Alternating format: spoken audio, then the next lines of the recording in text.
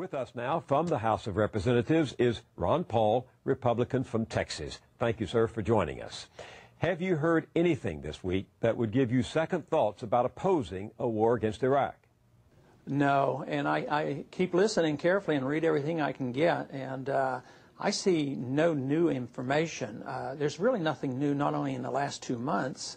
It's interesting that we've been talking seriously about this in 1 month, but I don't think there's anything new in the last 2 months or 2 years. And for that matter, maybe even 12 years.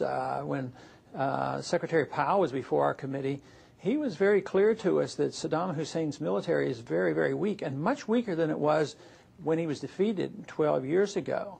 And that sort of goes by everybody, and they keep talking about presumptions. Maybe someday he's going to get something, and maybe someday he's going to do this, and he might build a weapon, and he is trying to get these things. So it's pretty vague accusations. Have you seen or heard anything from the CIA, the Pentagon, the State Department, or the White House to suggest that Saddam Hussein is planning an attack on the United States? No, I see nothing imminent. He doesn't have an Air Force. He doesn't have a Navy. And he can't even shoot down he didn't shoot one of our airplanes down in 12 years, and his army is 1/3 it was 12 years ago. So, you know, this fiction that he's Hitler and he's about to take over the Middle East I think it's a stretch. Let's take for a moment the administration at its word and admit that President Bush and others really believe there's a potential threat if he gets serious weapons of mass destruction. What should we do about that if we really thought he was getting weapons of mass destruction? Well, I think that President Kennedy gave us a pretty good idea of what we should do. He had to deal with some tough times. As a matter of fact, the various presidents had to deal with the Soviets. They had 50,000 nuclear warheads, and they had tremendous power, and they brought them 90 miles off our shore. And not once did we think that confrontation was a good idea. Matter of fact, we always stood strong, had a strong national defense. We worked on containment, and we even negotiated. So I would say if we were able to accomplish that with the Soviets, and we've been able to live with the Chinese and put up with so much danger in the world, we ought to be able to handle this guy that there's no evidence that he has these weapons, and that there's no imminent threat, and he hasn't committed an act of aggression. I would think that if we really wanted to, we could handle him the same way we handled the Soviets. So we won the Cold War. Why are so many members of Congress lining up to want to go to war?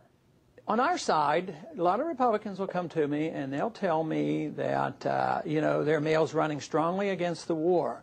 But, you know, I just can't go against my president. And I'm uncomfortable about that. I mean, I know President Bush, and he's from our state. And you know a lot about politics, and you know how that works. And I don't like that, but I still have an obligation to my own beliefs, my own convictions, my promises, and to the Constitution. So I have to do my best job in defending that position.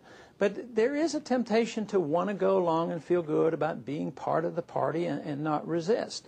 And I think it's interesting on the other side, the Democrats are, yeah, they're split. Now the best allies I have now for trying to avoid a war comes from the more liberal Democrats, which is sort of ironic, me being a conservative Republican.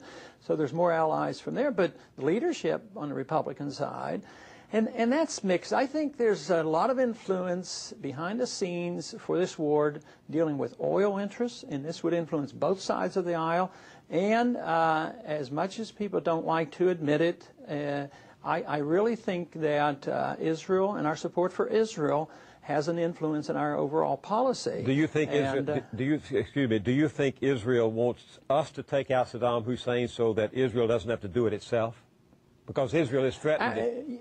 You know, that's an interesting question. I think they want to get rid of Saddam Hussein, and I can't blame them. And when Israel went in and took out that nuclear reactor in the early 1980s, actually, I was one of the very few Republicans that supported it. It's in their interest to deal with it. No, I don't think it's so much that Israel wants us to do their work for them. It's that we don't allow them to do their work for themselves. Because even Persian Gulf War may well have been better fought by Israel and moderate Arabs, and they could have taken care of Saddam Hussein a lot better than we did, because that war is still going on. What are you hearing from your district? Your conservative district has sent you back to Congress year after year. Are your constituents prepared to go to war? Do they want to go to war? I would say that I had well over 1,000 positive letters of support, and probably 6 or 8 negative. So I would say they strongly support my position. Do whatever you can to avoid the war. You've been consistent in your conservative positions. You oppose abortion. You like low taxes. You want us back on the gold standard. What is your philosophical basis for opposing a war with Iraq? Well, you know, the long historic definition of and it's actually a Christian definition of the just war influences me, that it has to be defensive, it has to be declared by the proper authorities, and you have to be willing to win the war, prompts me to look at what the founders said. And they want us to declare the war. The responsibility is on the House and the Senate to make the declaration, and that we should win it. Now, I get motivated by this because I'm old enough to remember World War II and all the other wars, and war is not good. And I know that since World War II we haven't won any wars, so the way we get into war is every bit as important as deciding whether or not to go to war.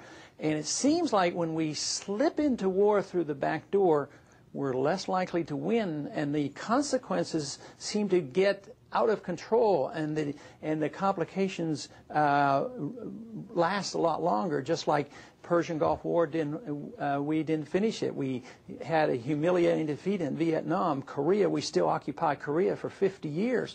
Besides, I think it's human nature to really prefer peace over war, and I think people will go to war when they know it's necessary. But I think if it's not necessary, they're very tempted to vote for somebody who advocates peace and a little bit more reasoning than to jump and leap into a war that may lead to some very serious consequences.